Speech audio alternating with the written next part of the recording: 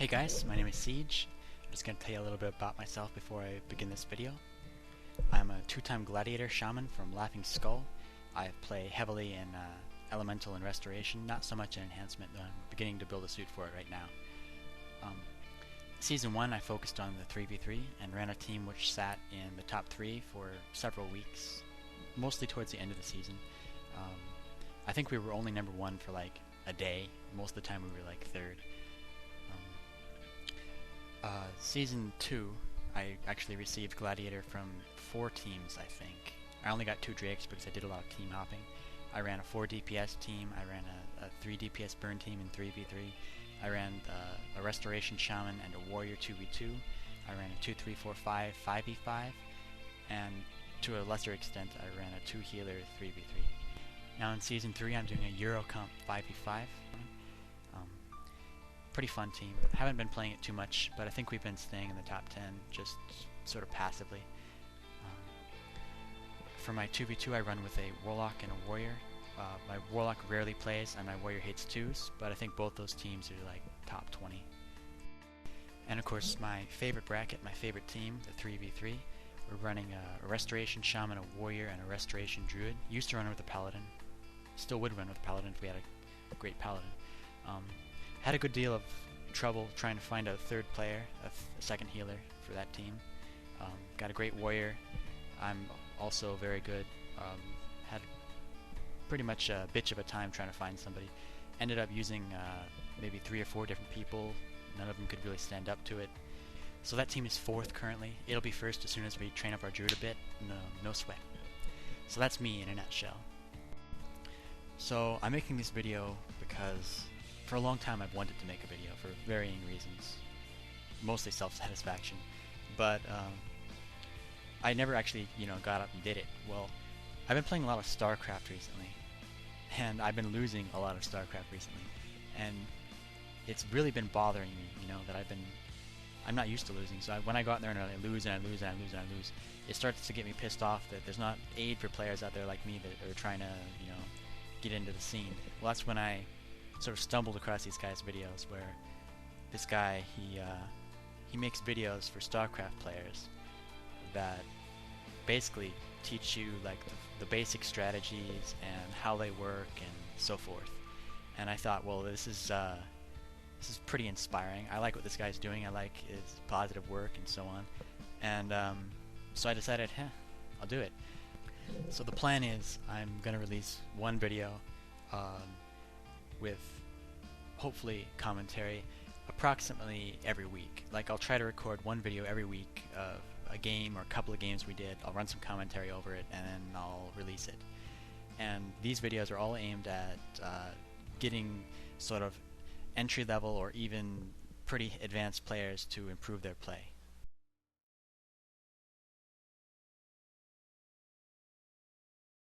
Alright, so the first round here is versus a 5v5 team. I believe they're called We PvP Naturally.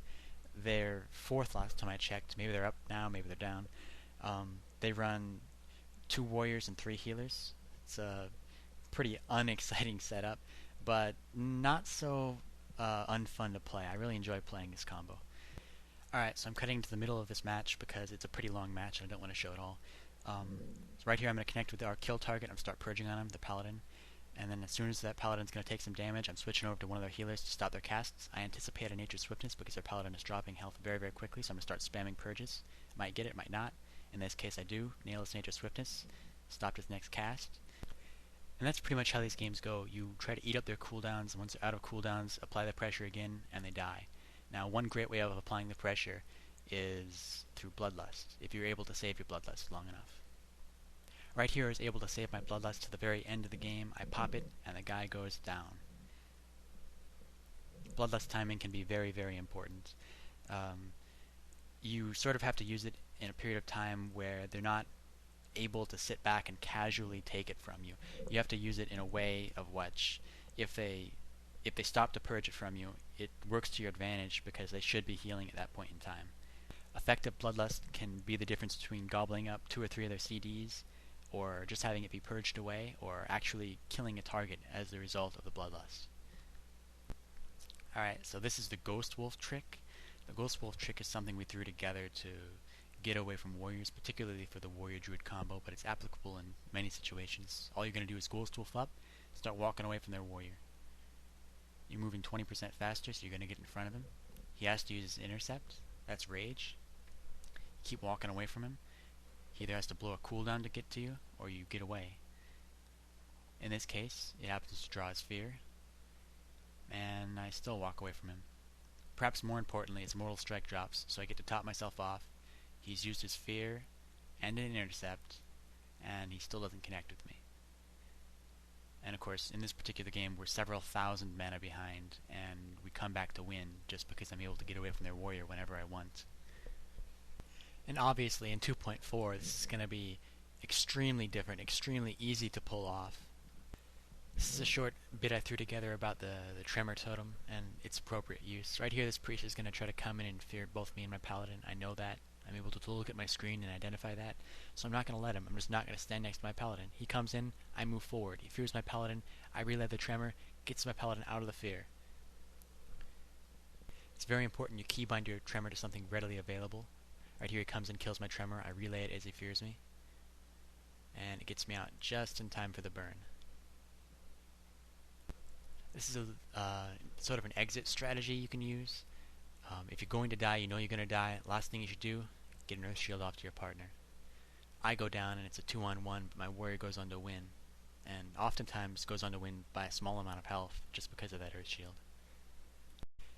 This is another 2-rogue team. This was taken before the AR prep nerf, so these teams used to blow the hell out of me in 2v2. Now they're not so bad. But right here, I'm taking the sap. I'm having my warrior run away so they can't open up on him while I'm sapped. He's coming back as the sap begins to wear off. He's coming back. They jump me. Now my strategy here is a strategy that I often use versus burn teams. And that strategy is basically accepting death and trying to put out as much damage as I can before I go down. Trying to stay alive as long as I can, obviously, but still trying to shock at every given opportunity, just to make sure that at least one rogue dies, because I know my warrior can solo the last person, particularly if it's a rogue, so long as I'm able to kill at least one guy before I go down.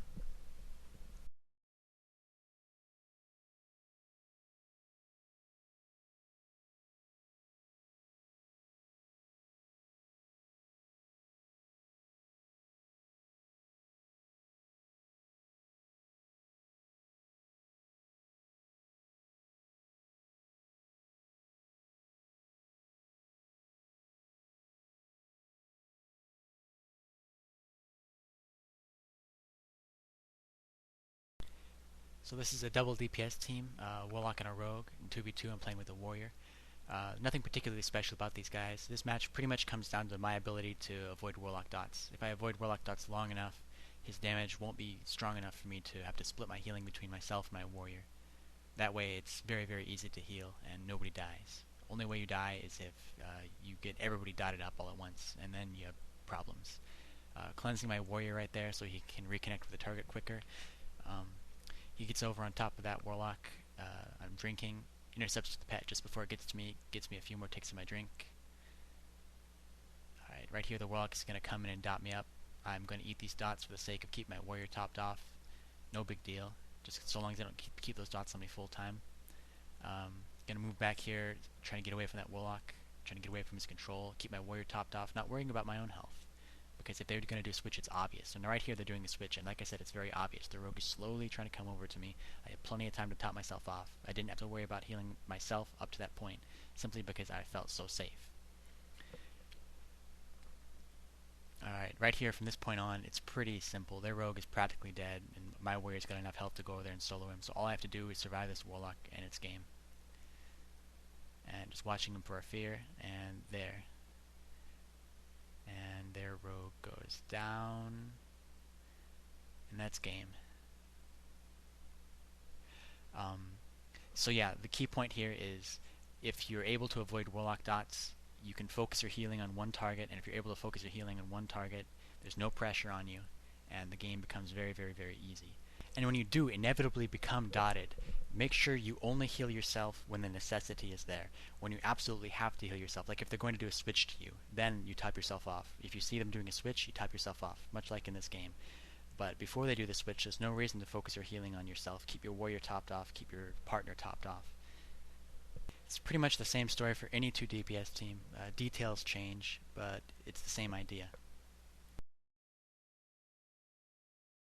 Alright, so there are a couple of different ways that you can effectively use a Nature Swiftness. The lowest level of the Nature Swiftness is to use it in these oh shit situations where you pop it because somebody takes a whole lot of damage or something all at once. Ideally, if you play like really well, you don't get into those situations unless you're facing a burn team and it's absolutely unavoidable, or if somebody gets really, really lucky. But for the vast majority of all games, you really don't want to use your... I will actually go on and say you don't want to waste your Nature Swiftness by getting yourself in one of those oh shit situations. There's so many different applications for Nature Swiftness besides that. The first one that comes to mind is you can buy a lot of time with Nature Swiftness. Like, if you need to be doing something like relaying totems, keeping purges on a target, something along those lines, something else that's consuming your GCD, you can buy that time by popping a Nature Swiftness, giving someone a heal for 6,000, and then continuing on to do that stuff. That's one application of Nature Swiftness. The other application of Nature Swiftness I illustrate in this clip here. In this particular clip, I show Nature Swiftness as a sort of a healing efficiency tool.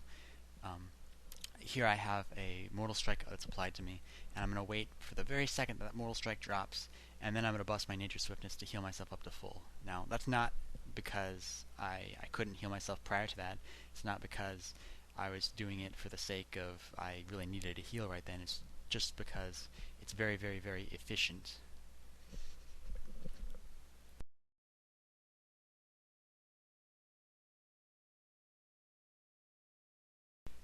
So that's it for this installment. If you have a request, if you'd like to see something in particular, if you have any questions, post them. I might answer in text, I might just answer in my next video.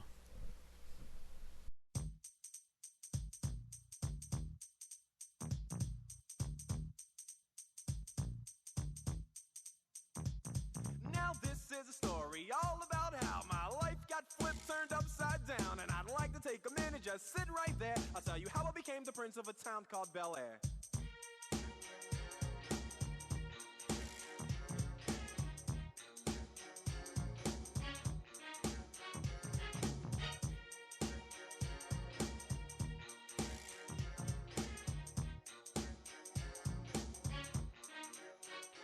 In West Philadelphia, born and raised, on the playground is where I spent most of my days. Chilling out, maxing, relaxing, all cool and all, shooting some b-ball outside of the school. When a couple of guys who were up to no good started making trouble in my neighborhood. I got in one little fight and my mom got scared and said, "You're moving with your auntie and uncle in Bel Air." I begged and pleaded with her day after day, but she packed my suitcase and sent me on my way. She gave me a kiss and then she gave me my ticket. I put my Walkman on and said I might as well kick it. First class, yo, this is bad. Drinking orange juice out of a champagne glass. Is this what the people of Bel Air living like? This might be alright. But wait, I hear the prissy, bourgeois and all that. Is this the type of place that they should send this cool cat? I don't think so. I see when I get there. I hope they're prepared for the Prince of Bel Air.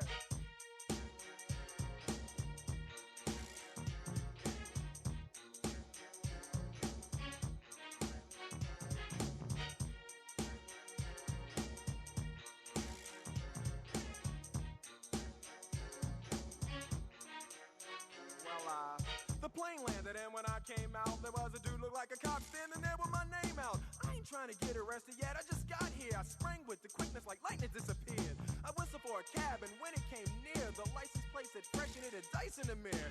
If anything, I could say that this cab was rare, but I thought, man, forget it. Yo, home to Bel Air.